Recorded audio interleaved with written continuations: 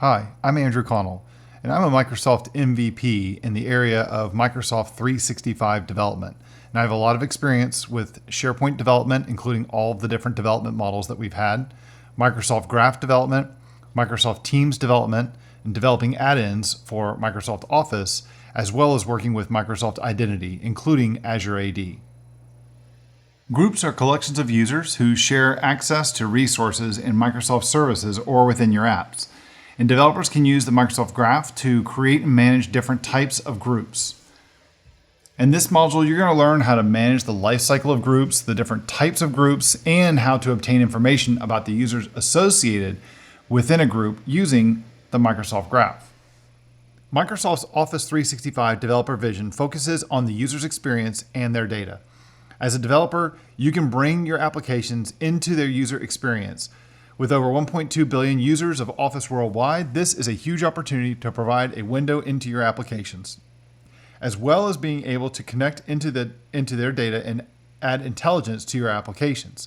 There are currently 850 million events created a month and a total of 470 petabytes of data or more in the service that can add value for your users.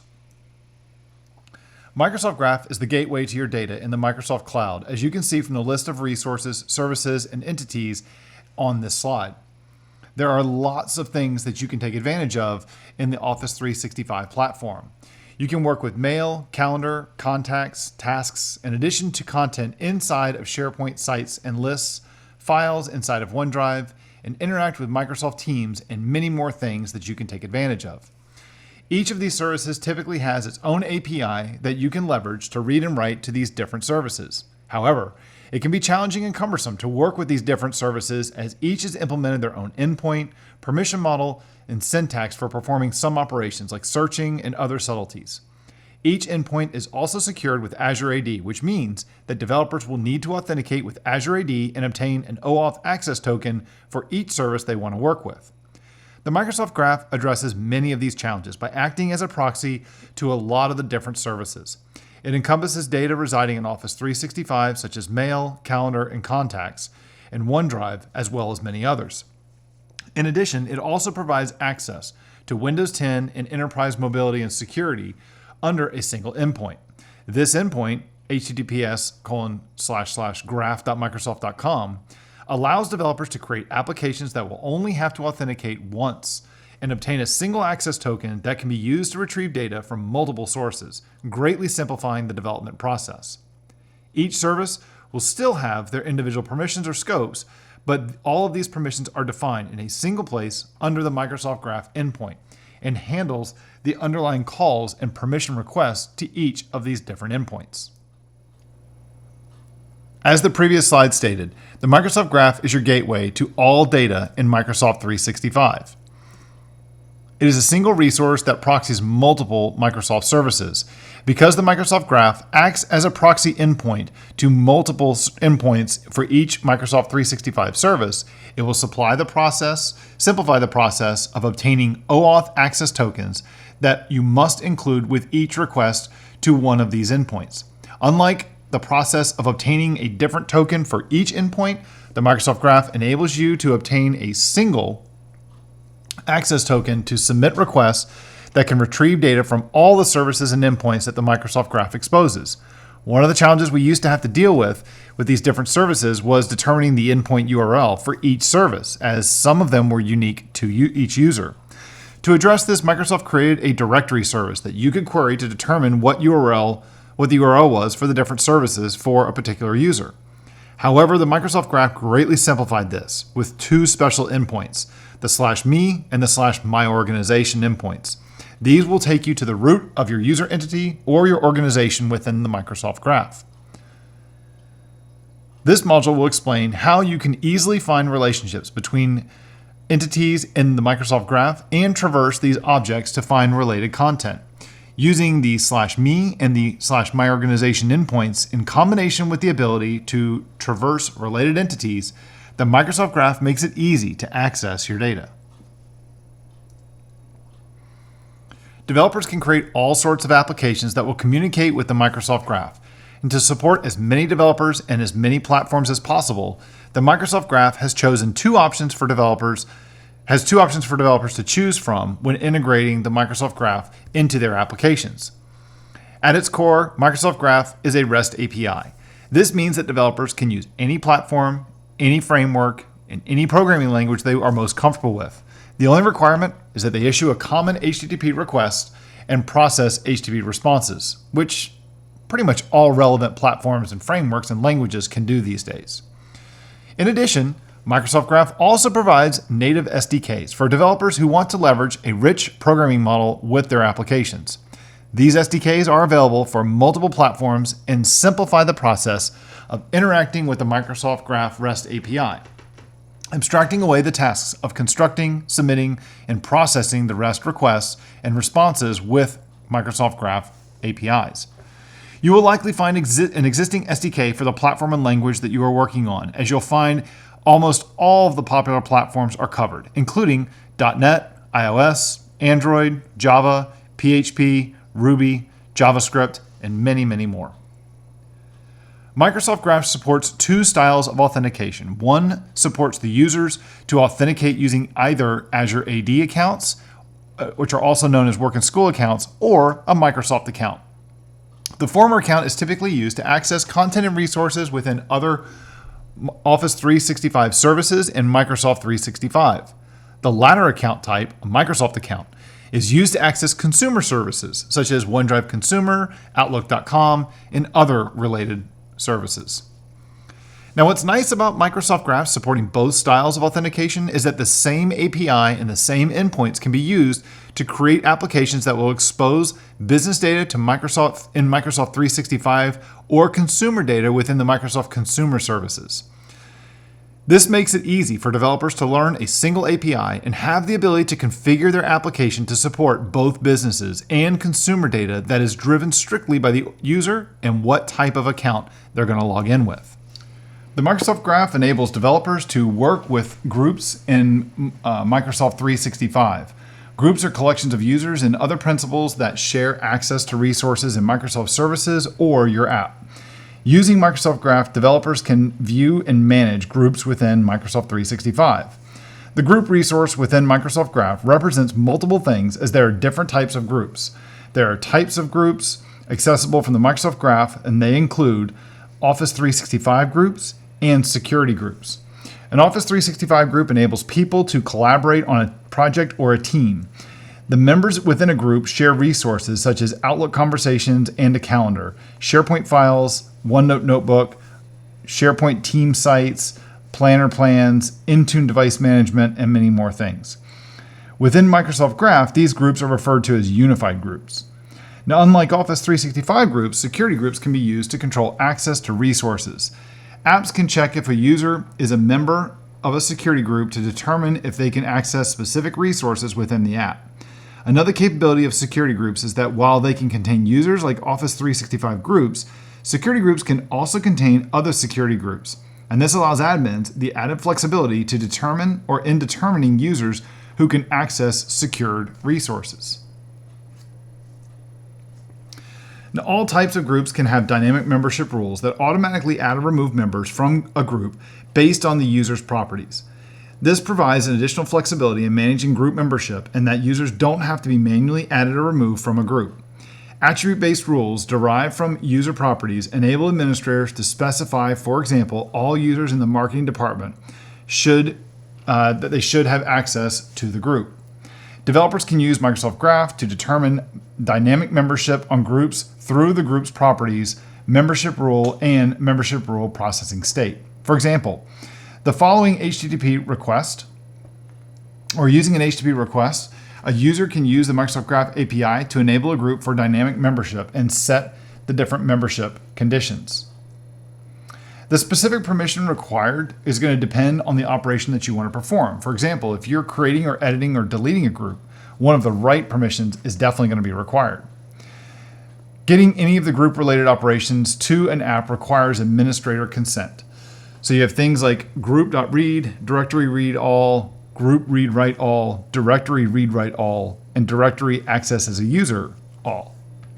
Microsoft Graph can be used to get a list of all groups within an organization, and this list includes all Office 365 groups and security groups. To request a list of groups, submit an HTTP request to the group's endpoint. The groups returned by the group's endpoint include a subset of all the properties available on a group if the query parameter $select is not specified. If you want to control the specific properties returned in the request, include a select query parameter with a comma delimited list of all the properties that you want returned. If you want a list of a specific type of a group, such as the Office 365 groups, also known as unified groups, use the $filthy query parameter on the group types property. Now, the group's endpoint details include things that it's going to include all Office 365 groups and security groups, and it's going to by default give you all the default properties of a group. If you want additional properties to be returned, use the $select query operator to list out the additional properties that you want. You can also filter groups in the resulting set that's returned to you using the filter query operator. So for example, let's just say you only wanted Office 365 groups. You could set up a filter query parameter as you see there listed on the slide. To get a specific group, include the ID of the group in the HTTP request to the group's endpoint. Get the owners of that group. You can get the owners of that group, and non-administrators can also be assigned as an owner of the group that grants them permission to modify the group if you are so inclined. To get a list of the group owners, you can access the owner's property on a group, and to get all the members on a specific group, you can do that by going to the members collection property on that group as well. In this demonstration, we're going to create an Azure AD app registration using the Azure Active Directory Admin Center, and we're also going to use a .NET Core console application to query the Microsoft Graph for details on Office 365 groups. So the first step that we need to do is we need to create an Azure AD application. So what I've done is I've already logged in as an administrator into my Azure AD Admin Center, and I'm going to create a new app registration. So I'm going to select a new registration, and I'm just going to call this the Graph Console app. Graph Console app, like this. All right, so I'm going to go ahead and leave it as a single tenant, and I'll select register. Now, we're going to have a couple IDs here. We have an application ID and a tenant ID. I'm going to need both of those, but I'm not going to use them just yet. We'll come back to those later. So the next thing we need is I'm going to go to the Authentication tab. And in the Authentication tab, what we're doing is we're building a console app. And one of the things that we're doing with the console app is that this is going to be what's called a public client, which means that it doesn't have a secret, and it also has a special redirect URI. It doesn't have a real URL that we can go to. It's got a unique URI to it. We're also using the Microsoft Authentication library. So what we're using is we want to select this option here to have the redirect URI that we're going to use. This is going to be used by the MSAL authentication library when it passes in a request for authentication and grab an access token. Azure AD is going to be looking for this specific value, and it's going to get it because that GUID there is also the GUID of the IDs that I showed you a moment ago. The other thing that we're going to need to do as well is that because this is a public app and we're using something called the resource owner password credential, I need to turn this on for this public client. Now, this is not the best way to do this, like in a production example. This is just a good demonstration here. What we're going to do is we're going to ask the user for their username and password, and we're going to collect that in the console app and then pass that along to Azure AD. It's not the most secure option because my application is going to be seeing the username and password. Instead, probably a better approach is to use something like the device code flow would be a better option. But we don't want to focus on the authentication piece to this too much. I want to focus more on the Microsoft Graph and the specific groups endpoint. And so I'm just going with a simple authentication configuration here. You may want to go look at and research the device code flow, and you can see where there's a link here where you can learn more about that. Okay, so I'm now going to save my changes that we have here. And the next thing we're going to want to do is I need to specify a permission. And so what I'm going to do is I'm going to come over here to the API permissions, and I'm going to go add in a new permission. So I'm going to say I want to select a Microsoft Graph. I'm going to choose a delegated permission, And let's use the user.read permission. So I'll need to search for that. So user.read, we're going to use read basic all to get all information about the current user. And then I'm also going to look for a permission called group.read. So there's group.read all, so we'll grab that as well. And I'll add both of those permissions. Now you can see one of these permissions requires administrative consent. So this preparing for consent button, this will go away in a second, and it'll refresh itself with a button that I can use to add consent, or to trigger the administrative consent experience. Okay, so let's go ahead and select that. And the reason we're doing it this way is because not only do we need to require an admin consent, but our user is not going to have any kind of an experience to have a consent experience to consent in a console app. So I needed to have another way of doing this. So I'm doing it this way to simplify things for the authentication. So I logged in as the administrator, and I'm going to go ahead and grant consent on behalf of all users in my organization. And if I wait a minute, we'll see the status show up as that all the permission consent has been granted. And here you can see that consent has been granted to our entire app. So now what I need to do is let's come back over here to the Overview tab. And what I'm going to need to do is go grab these IDs. I need to update my .NET Console app. So if I come over here to my console app, I've already gone ahead and coded this up. We're going to walk through this. If you want to see how to create this, then I would encourage you to go check out the lab that is associated with this module. So just refer to the module and look for the lab that's associated with demo number 1, which is exercise number 1. So I'm going to come over here to our app settings, and you see I have an app ID and a tenant ID that I need to fetch. So let's go grab those values from our app. So we'll grab the tenant ID first, put that here, and we'll grab the application ID, otherwise known as the client ID, and I'll put that here and save our changes. Okay, so what is our app going to do? So our console app is going to first go load our settings from that app settings.json file. And then it's going to prompt the user for their username and password. And I'm going to call this function here called get authenticated graph client and pass in the configuration, the username, and the user password. If you take a look at this, let's jump over here to the definition of this. What this function does is it's creating what's called an authorization provider, and that is listed right here, this authorization provider. So what this authorization provider is doing is it's using the Microsoft Authentication library, the msal.net library, to create a public client configuration. And it's doing that using the current app ID and using the current authority. And you can see I define the authority up here using the client ID, using the directory or tenant ID of my Azure AD tenant and going to the v2 endpoint. So I'm creating a new public instance of that. And then I'm getting a Microsoft Authentication provider, or an authentication provider. This is a helper class. I'll let you take a look at this code in your own time. But effectively all this is doing is it's creating a singleton of an instance of this authentication provider, passing in the client app that we've created. It's a public client, passing in an array of all the permissions that we want in our access token, the username and the password. That's going to return back this authentication provider. Down here, you can see when we get our authentication provider, we're passing that to a graph service client. This is coming from the Microsoft Graph .NET SDK, and then it will return that back so that I can see how I'm using that right here. I get my graph client, and what I'm going to do is I'm going to issue a request for all of the Office 365 groups inside of my tenant. So I'm going to client.groups.request, and then I'm going to take that request and call get async and get the result and walk through and write all those values out.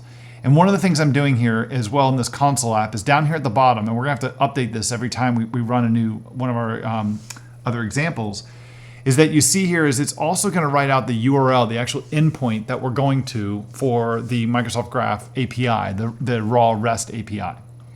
So let's see this in action. So I'm gonna come back over here to the console, and let's just do a .NET run to run the app, and it's going to ask me to first log in. So I'm going to log in we'll just log in as the administrator, and I'll paste in their password. Okay, so it's requesting all groups. Now, what you see here is the request that I went to is graph.microsoft.com/v1.0 and groups, and you can see that it got a list of all the groups from my Office 365 tenant. So pretty cool. Now the next thing is, let's take a look at the next example. So let's comment all of this out. Let's give ourselves a little bit of room. And let's comment out our first example. And let's take a look at our second example. Now our second example is going to get a specific group. So it needs to get a specific group, and it's going to do that by passing in the ID of a group. So let's get the leadership group. So I'm going to grab the ID from our previous results, and I'll paste that in right here. So now I'm just going to get a single group back. So we'll have our request group, and we'll see what the results for that looks like. So let's come down here. Let's change the request to be like this.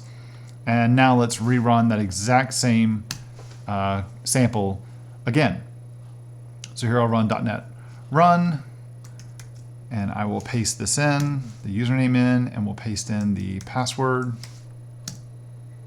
And now we're just getting a single group. And notice here now the groups collection, we're passing in the GUID, and it's giving me back just that one group that we requested. That's pretty interesting. Now, another thing we can do with this is we can also expand this, and we can get more information. So right now we're just getting the group back, but I could expand this, and I could say, let's just not get a single group. Let's get all of the owners of that group, and let's list them out. So let's comment out this line, and we'll do this again for the leadership group. So let's go ahead and comment that out. So we'll leave the same group ID, and let's grab the group owners, and let's also update so we can see the results of this request. Save our changes, and let's run this again. All right, so we have to log in again. So I'll pass in the administrator account and the password. And we can see there are 3 owners of the, the leadership group. 3 owners of this. Now we're getting it by putting on the /owners on the end of the endpoint for the group itself. You can see we have the administrator, who I'm currently logged in as, Nestor Wilkie, and Megan Bowen. But we can not only do that, we can also get all the members of the group. So let's go ahead and let's uncomment this, and let's grab the group members. And I'll change group members to this, and we'll run the exact same demo again. I left the owners query in there. That's fine. So we'll just see it run. We'll see it run request 3 and 4. So request 3 is going to get all the owners, and then here are all the members. So now you can see we are going to the members endpoint. And for the members endpoint, you can see a list of a lot more people who are members of the group. And this includes all of the owners. So like Nestor and Megan and the MOD administrator. But it also includes everybody else, like Alan and Joni and Christy and Alex, etc. So in this demo, what you saw is how to work with the group endpoint, or the groups endpoint, using the Microsoft Graph. And specifically, we're using the Microsoft Graph .NET SDK, but you saw what the actual request endpoints were as well. And the only thing that was not shown as part of a raw Microsoft Graph API request is I didn't put in the HTTP GET. I didn't write that out. I didn't show you that at least, but that was happening. And the authentication header, request header, that was being passed in as well with the access token. In the previous section in this module, I demonstrated how you can get a list of groups or a specific group using Microsoft Graph. And you also learned how you can obtain information about the users involved with the group, both as owners and as members. In this section, you're going to learn how to display information about the group a user is involved in, either as a member or as an owner. Now let's examine how we can get groups from a user's point of view. The Microsoft Graph can be used to obtain a list of all groups a user is in or is an owner of. And this is done by requesting all the directory objects that the user owns. A directory object is a base type for many other entity types, including Office 365 groups and security groups. You're going to use the owned objects property on a user resource to get a list of all the directory objects that the user is an owner of. And you can examine the properties of a directory object to determine what type of a group it really is. And for example, an Office 365 is indicated by the property group types unified on the directory object, while a security group is indicated by the security enabled as true property on that same object. And you can see you can get the exact same thing from the Microsoft Graph .NET SDK. Now, as a little bit of a tip, you can try to return you can try and cast an object if you want to try and determine the type of said object. That's just another technique that you can use for determining what kind of an object it is. And this is what I'm going to do in the demo in a few minutes. In this case here, I've requested I've gotten all the groups, and I've walked through all of those owned objects, and I'm trying to cast them as both groups, which is a security group, and a group is an Office 365 group, and a directory role is actually a security group. Now, to get all of the groups that a user is a member of, you're going to use the /memberof navigation property that you see here on the slide. This is going to return directory objects. Again, these are base objects that other objects are all derived from, including Office 365 groups and security groups. You can examine the properties of each of the return groups to determine what kind of group it is. And you see, we just did that a moment ago as well, the same way we did with an owner. So you can do the exact same thing. The only difference here is that you see down in the .NET SDK implementation, you can see what we're doing a member of request. And then I can also say, look what everything is also an owner of is another one of the properties that I can also use. Our owned object is what it is. Now, unlike the previous example, the member of property returns a collection of directory objects that the user is a direct member of. And these are the groups that the user has been explicitly added to. The Microsoft Graph can also return a list of all the objects that a user is a transitive member of as well. And these are groups that a user has not been directly added to, but he is now a member, or she is now a member, through a nested security group. This can happen if the user is in a security group that's been added to another group, or is a member of a group through dynamic membership. That was covered in a previous section. To perform a transitive membership check, use the getMemberGroups method of the Microsoft Graph API, or the getMemberGroups method from the .NET SDK. Office 365 groups cannot contain groups, so membership in an Office 365 group is always direct. Now, in this demonstration, we're going to use the .NET Core console app and the Azure AD app that we created in the previous demo, and we're going to extend them, or we're going to see how we've extended them to get a little more information about Microsoft Groups or Office 365 groups. And specifically, I want to see what groups a user is both involved with, both as an owner and as a member.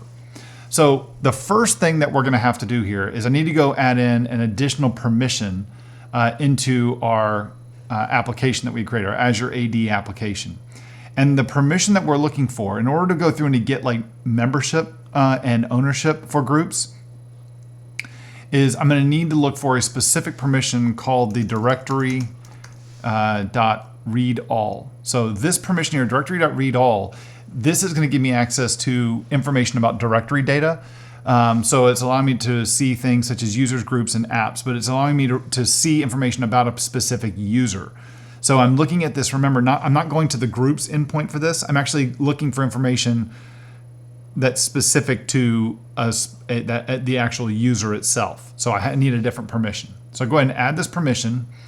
It does need admin consent. So I need to go through and trigger the administrative consent experience. So I'll grant admin consent, and we'll log in as the administrator. And again, we will accept the changes. And here we can see that permission has now been granted. Now, let's go back over to our Azure AD, or our .NET Core console app. And one thing I want to point out here is that if you scroll down, you will see where I need to add in another directory permission here. So we've got our previous permissions that we defined. I need to also add in the directory .read .all permission as well. And in this case here, we don't need this other permission of user read basic all. So just go ahead and remove that. Okay, so everything else is the same from before. So let's take a look at the request that we're doing. So here, after I get an instance of my authenticated Microsoft Graph client, I'm then going to go to the me endpoint for the currently signed in user, And I'm going to ask for all the groups that the user is currently a member of. Now, these groups can be either security groups, such as the kind that you would use to like grant permissions to something, or it can be Office 365 groups. So there are different kinds of groups here. And so what I'm going to get back when I issue this request, what I'm going to get back are these things called directory objects, right? So I have my directory group objects. That's what this collection is going to be. Now, when you're working with the SDK, sometimes it will translate that from the directory object over to the strongly typed object, like a group. This directory role, those are security groups. So it can figure that out based on the response that comes back. It doesn't always work. And so what I would recommend you do is to try and cast it. And so what I'm doing here is for each one that I get back, I'm trying to cast it as an Office 365 group. And then I'm also trying to cast it as a security group. If it's an Office 365 group, then I write it out. If it's a security group, then I write it out. If it's something else, if it's a different kind of a directory object, which it may be, then I'm going to go write that out. Right? So I'm just going to write out what kind of an object it was and then the ID of the object, because I don't know if it's got a display name property on it or not. Okay, so let's see this work. So I'm going to come back here, open up our app, and let's do a .NET run. So we will log in. So let's log in as Megan, and we'll pass in Megan's password. There we go. So here's all the groups that Megan is a member of. She's in one security group as a company admin, and then she's in multiple Office 365 groups. Let's just see what this looks like for another user. So let's run this again, and this time we'll do it for Adele. Adele V, and we'll pass in her password. And we can see she's in fewer Office 365 groups and no security groups. All right, cool. So, and you can see that the way I'm making that request is I'm going to the me endpoint and then just saying member of. But the other thing that we can do with this too is I can also see another group with this about, let's go through and let's hide all of this. And let's instead see where a user is an owner of a group. So I'm going to go over here and change this request owner of, change this down here, and let's go run this example. So I'm going to go ahead and open this up again, and let's clear it out, and we will do a .NET run. And let's do this again for, let's use Megan. So I'll say Megan B, and we'll see what she owns. So those are what she was a member of. Now we're going to see what group she owns. And we can see she only owns a few groups here. And we can see that the way I'm finding that out is by going to the owned objects. And furthermore, I can do the exact same thing. Let's do it again, and let's do this for Adele. Adele V. Oh, that's not going to work. There we go. And we'll grab the password and paste it in. And we see that Adele is not an owner of any groups. So we got an empty collection back. So that's cool. So you can find out what groups people are both members of, and what groups they are owners of using the Microsoft Graph. You can do it using the .NET SDK for Microsoft Graph, as I showed you here. But then I'm also showing you the equivalent request as well using the Graph REST API. All right. So you can use Microsoft Graph to manage the complete lifecycle of groups, including Office 365 groups and security groups. And that includes creating, updating, and deleting groups. And you can even use Microsoft Graph to create Microsoft teams from an Office 365 group. In this section, you're going to learn how to manage the lifecycle of groups, both in how to create groups and delete groups, and to teamify or to make a Microsoft Teams team from an Office 365 group. Now, when creating or updating a group, the HTTP request body contains the group object to create or update. And this is typically submitted as a JSON object in string form. This object must contain the required properties for a group, but you can optionally specify any other writable property when creating and updating groups. To create a group, submit a request to the group's endpoint as an HTTP post with the request header content type set to application/JSON. The body of the request should include the JSON representation of the group in the string format with the following minimal properties: display name, mail enabled, mail nickname, and security enabled. To create an Office 365 group, you're going to set the optional property of group types to unified. Here's what it looks like if you're submitting it to the Microsoft Graph API, the REST implementation of the API. So here I'm issuing an HTTP post to the group's collection with a content type of application/JSON, and I'm specifying all of the properties as you see here. The same code, I can do the exact same thing with the .NET SDK. So here I've got a Microsoft Graph group that I'm creating. I've specified the different properties, and then I'm going to go to the groups collection and call add async to add that group. You can also configure the owners and members of a group at creation time using the additional data property. This property is a dictionary type that accepts a string as the key and an array of string references to the specified user endpoints, as you see here on the slide. And we'll see how to do this in the demo in just a moment. So here's what the code looks like to do that with the .NET SDK. So here I'm creating an additional data object, and I'm using the owners.odata.bind and the members.odata.bind properties, and then I'm passing in dictionaries, which are just strings. Okay, I'm passing in arrays of strings, and those are pointing to the actual IDs, object IDs of users within my tenant. Finally, I'm then going to create a group and use the additional data property and set that equal to this new dictionary object. Now to delete a group, you just submit an HTTP delete request to the group endpoint as you see here. So just point to that actual group, the specific group, and call HTTP post. To do the exact same thing with the Microsoft Graph .NET SDK, you would do that by saying client.groups, or going to the Microsoft Graph authenticated client, go to the groups collection and pass in the ID of the group that you want to delete, and then just call delete async. You can use the Microsoft Graph to create a new Microsoft Teams team under an existing group. Now, provided the group has at least one owner, you can do this.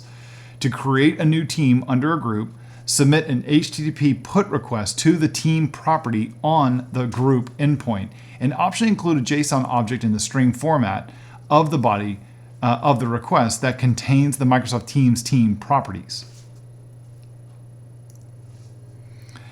So here's how to do this using the Microsoft Graph API.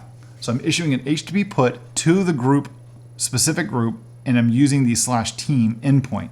And here I'm setting a bunch of additional properties like the member settings, the messaging settings, and some fun settings as well, like Giphy content settings, and if I allow Giphy at all.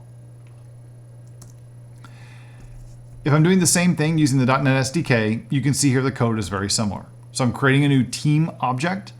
I'm specifying the settings for that team. And then when I go to find the specific group, I'm then going to request the team object, and I'm going to call put async and pass in my new team object to make this work. In this demo, we're going to modify the existing Azure AD app and look at the .NET Core console app that we had created and worked with in previous demos in this module. And we're going to see how that we can use it to manage the lifecycle of an Office 365 group, such as creating it, modifying it, and deleting it as well. So the first step we're going to need is we're going to need to add a new permission for our Azure AD app. And the permission we're going to need to add is one specifically around groups. So right now we have group.read, but we're going to need to add another permission from the Microsoft Graph, and this is going to be the group.read_write. So there we go, read, write, all. So we'll add that permission, and again, he needs admin consent. So we will go ahead and grant admin consent.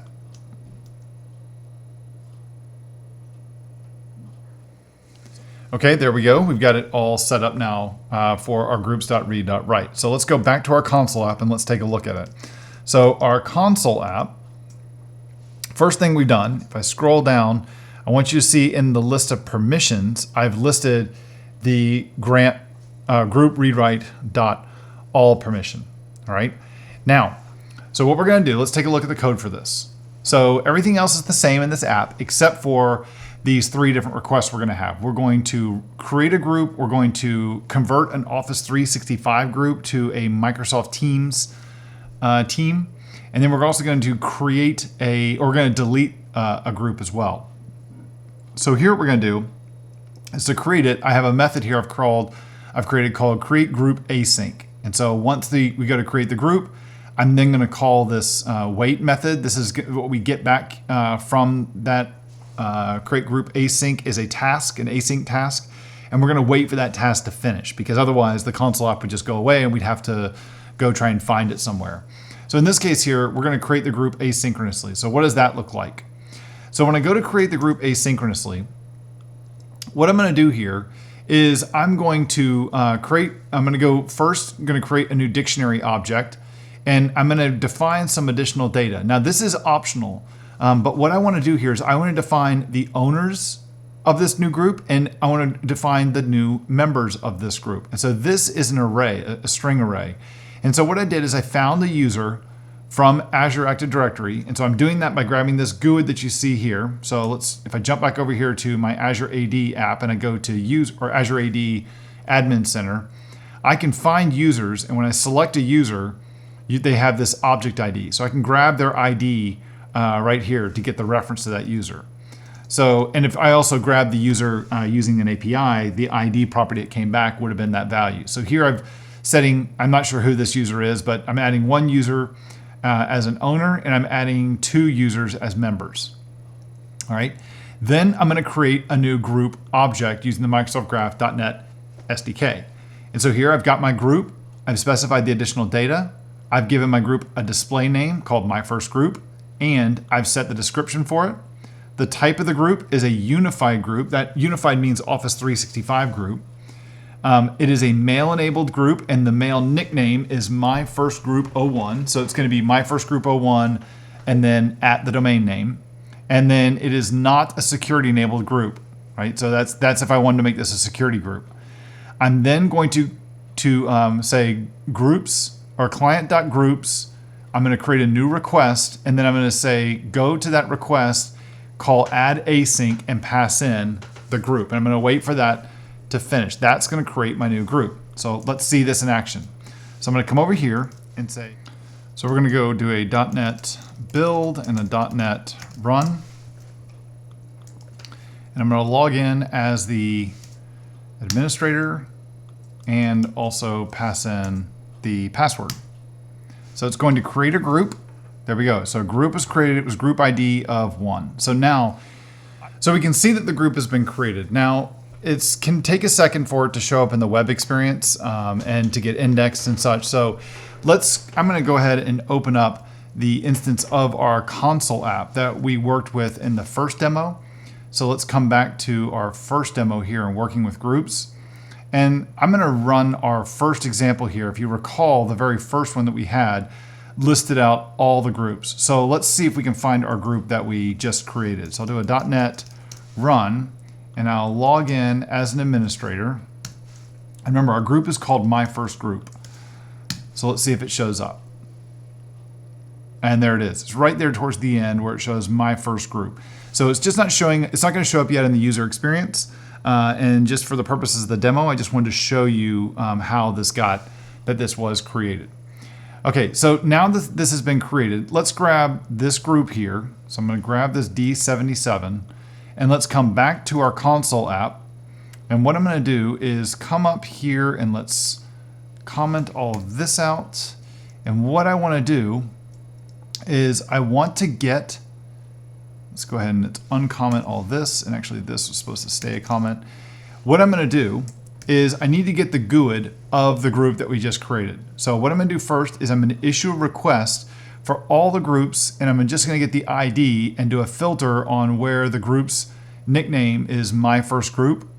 Once I get that group back, I'm then going to call this function called Teamify Group Async, passing in the Microsoft Graph .NET client and then also the group itself with his ID. So if I take a look at this function that we've created to teamify this, what I'm doing is I'm creating a new team using the .NET SDK.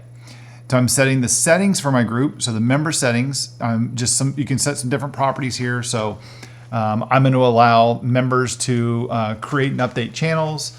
And a little bit farther down, I'm going to allow, for the messaging, I'm going to allow users to edit their messages and delete their own messages. These OData types here, this is a workaround to, at the present time of the recording of the screencast, there was a bit of a bug in the SDK. Is a difference between the SDK and the Microsoft Graph endpoint or API. And you just have to specify this data type equals null in order for the SDK to work at this time. In a future update of the SDK, that'll be resolved, so you won't have to do that. But in this case here, you can see I'm saying client.groups, going to the groups collection, finding the group ID for the one we just created, going to its team endpoint, creating a request, and then just saying I'm doing a put async, which is kind of like updating it. So let's see how this works. So I'll come back over here and do a .NET run.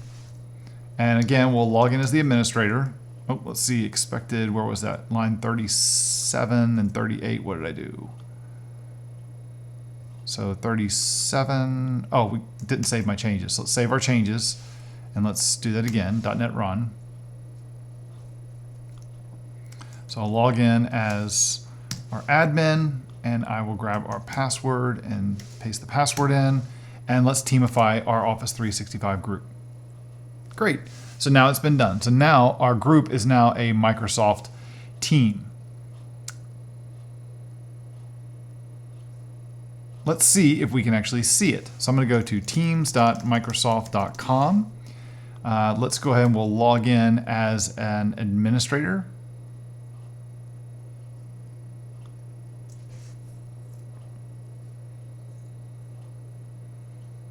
And let's see if we can find our My First group. So let's see, is it showing up in our list here? No, it is not.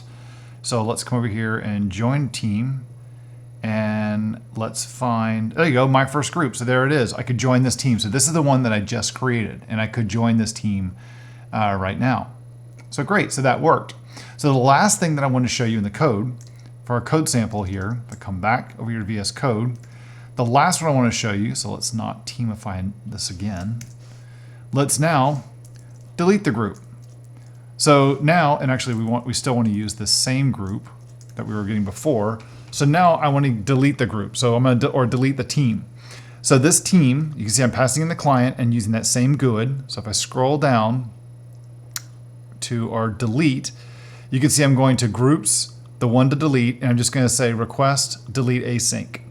So what this should do is this should delete that group or that team. So now, if I come back over here to the code and I run this yet again, so we will log in as our administrator and I will grab the password and paste that in, and we will wait for it to delete the group and the teams. There we go, group has now been deleted. So now if I go back over here to Microsoft Teams,